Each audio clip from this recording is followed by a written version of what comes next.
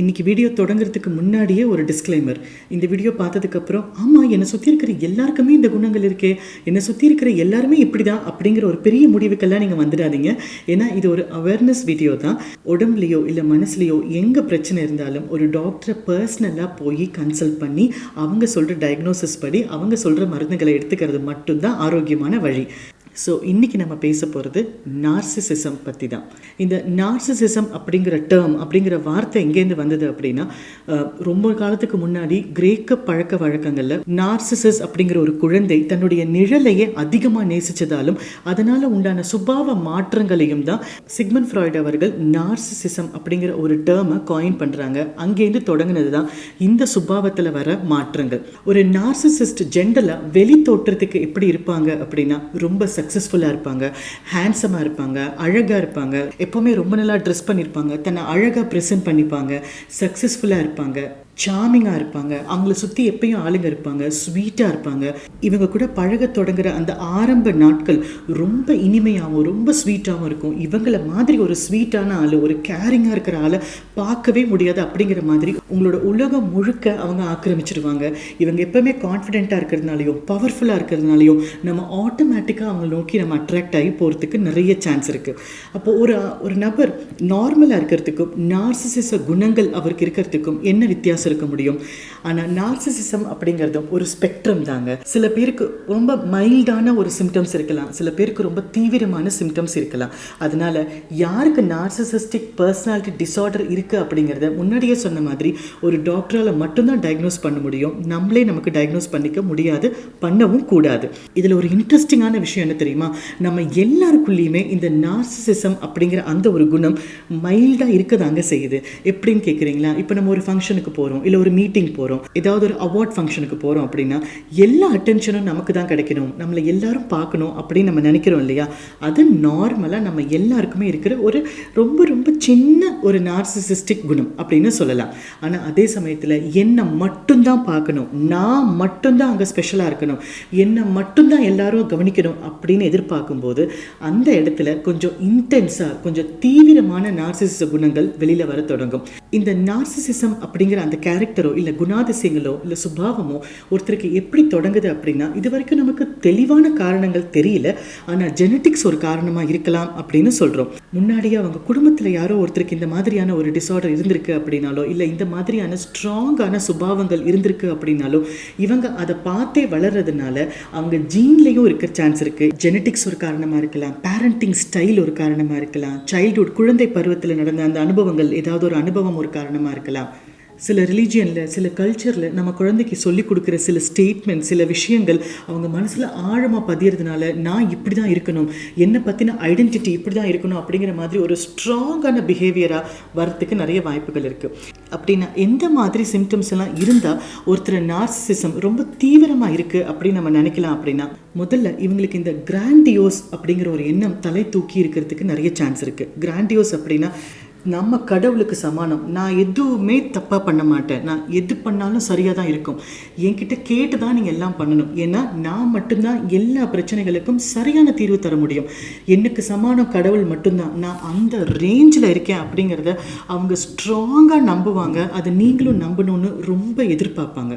அடுத்தது ஏதாவது ஒரு ஃபங்க்ஷன் நடக்குது இல்லை ஏதோ ஒரு ஈவெண்ட் நடக்குது அப்படின்னா எல்லாரோட கண்ணும் அவங்க மேலே மட்டும்தான் இருக்கணும், அவங்க தான் ஒரு சென்டர் ஆஃப் அட்ராக்ஷனாக இருக்கணும், அவங்கள தாண்டி எந்த விஷயமும் நடக்கக்கூடாது, இவங்களோட கண்ட்ரோலில் தான் எல்லாமே இருக்கணும் அப்படின்னு நினைப்பாங்க.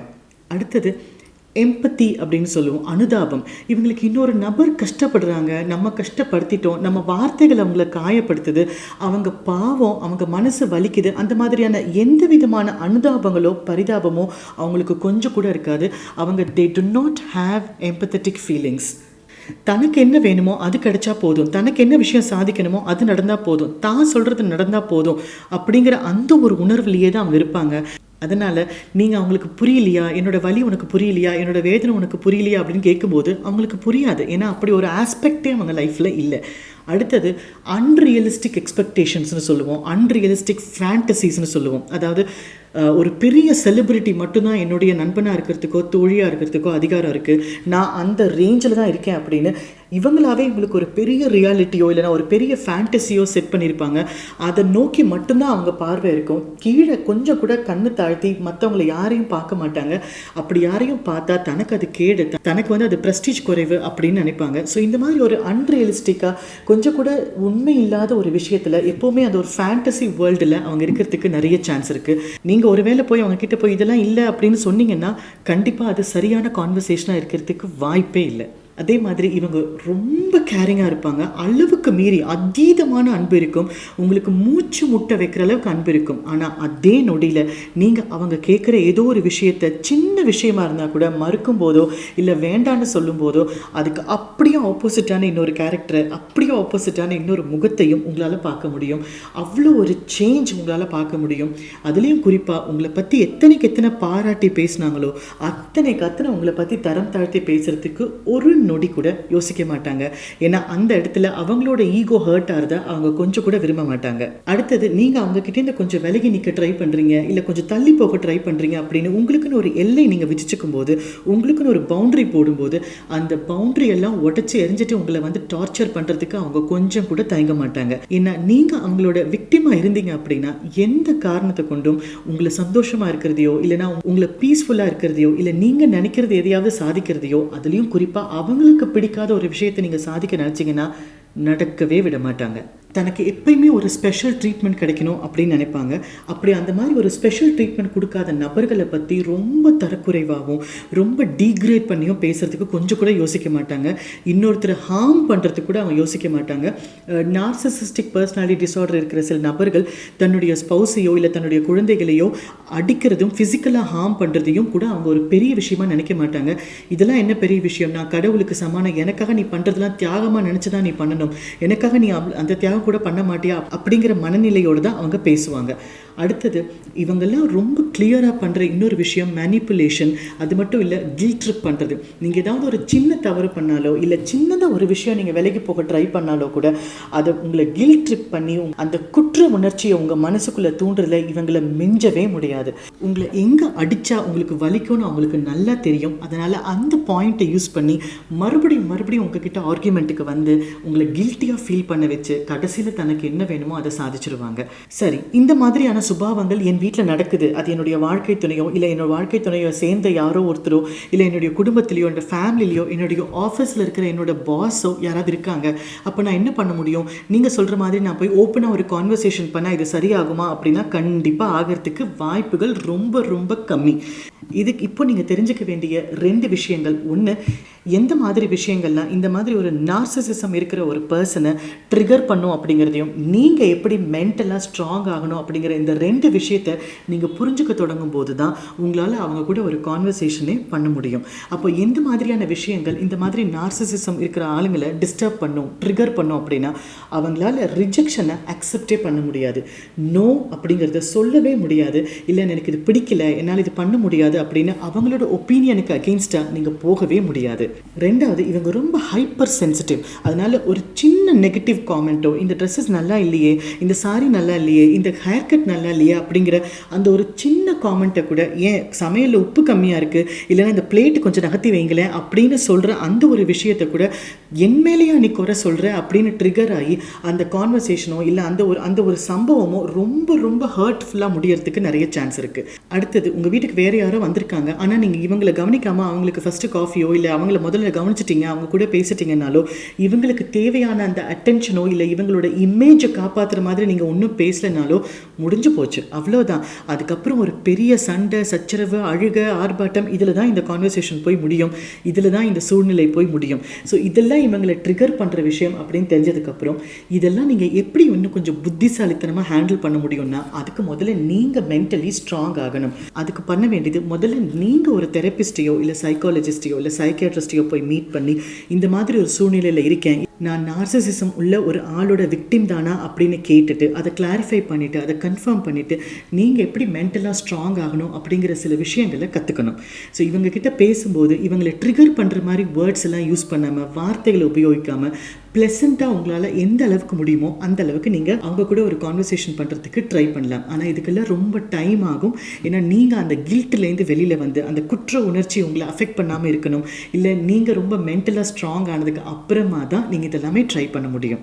அப்படின்னா இந்த மாதிரி ஒரு நபர் நம்ம வாழ்க்கையில் இருக்காங்க அப்படின்னா இதுக்கு தீர்வே இல்லையா, நான் ஆயுசுக்கும் இப்படி கஷ்டப்பட்டுட்டு தான் இருக்கணுமா அப்படின்னு கேட்டிங்கன்னா தீர்வு இருக்குது. ஆனால் அது அவ்வளோ சுலபமானது இல்லை. ஏன் அப்படின்னா நார்சிசிஸ்டிக் பர்சனாலிட்டி டிஸார்டருக்கு பெருசாக ட்ரீட்மெண்ட்டுன்னெல்லாம் ஒன்றும் இல்லை. ஏன்னா இதில் ஒரு பெரிய சேலஞ்ச், நார்சிசிசம் இருக்கிற அவங்க தனக்கு நார்சிசிசம் இருக்குன்னோ இல்லை தான் ஒரு நார்சிசிஸ்டிக் பர்சன்னோ ஒத்துக்க மாட்டாங்க. அவங்களால அதை அக்செப்ட் பண்ணவே முடியாது. ஸோ முதல்ல இவங்க கவுன்சிலிங்க்கு வரமாட்டாங்க. அப்படியே கவுன்சிலிங்க்கெலாம் வந்தாலும் அதை கரெக்டாக மெயின்டைன் பண்ண மாட்டாங்க. அப்போ நம்ம என்ன பண்ண முடியும்? ஜென்ரலாக இப்போ ஃபாரின்லலாம் இதுக்கான சொல்யூஷன் என்ன சொல்லுவாங்க அப்படின்னா, அவங்கக்கிட்டேருந்து விலகி போயிடுங்க, தள்ளி போயிடுங்க, அவங்க கூட இருக்காதீங்க, அவங்கள உங்கள் வாழ்க்கையில் வச்சுக்காதீங்க அப்படின்னு சொல்லுவாங்க. ஆனால் நம்மளோட சூழ்நிலைகளுக்கும் நம்மளோட சமுதாயத்துக்கும் அது எந்த அளவுக்கு பாசிபிள்னு எனக்கு தெரியல. ஏன்னா அன்ஃபார்ச்சுனேட்லி உங்கள் கணவர் நார்சிசிஸ்டாக இருந்தாருன்னா அவரை விட்டு பிரிஞ்சு போய் ஃபினான்ஷியலாக உங்களால் தனியாக நிற்க முடியுமா அப்படிங்கிற ஒரு பெரிய கேள்விக்குறி நம்ம நாட்டில் இருக்குது. இல்லைன்னா உங்களுக்கு சரியான சப்போர்ட் சிஸ்டம், நெட்வொர்க் சிஸ்டம் இல்லாததுனாலேயோ கூட உங்களால் விலகி போக முடியுமா அப்படிங்கிறது ஒரு டவுட்ஃபுல்லான ஒரு கொஸ்டின் தான். அப்படி விலகி போக முடியாத பட்சத்தில் நீங்கள் என்ன பண்ண முடியும்?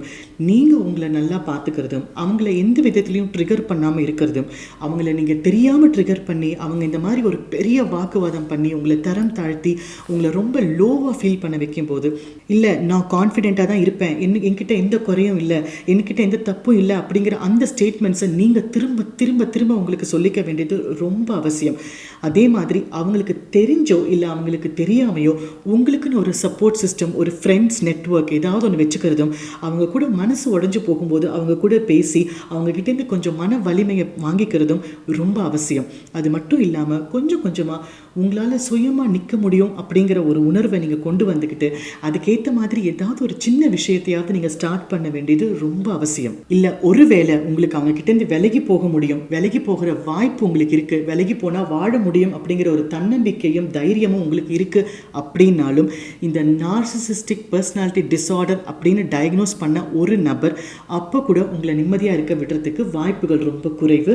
ஏன்னா அவங்க உங்கள் லைஃப் லாங் டிஸ்டர்ப் பண்ணிகிட்டே தான் இருப்பாங்க, உங்களை தரம் தாழ்த்தி பேசிகிட்டே தான் இருப்பாங்க. ஸோ இதுக்கெல்லாம் ஒரே தீர்வோட தொடக்க புள்ளி நீங்கள் கான்ஃபிடென்ட்டாக ஃபீல் பண்ணுறது மட்டும்தான்.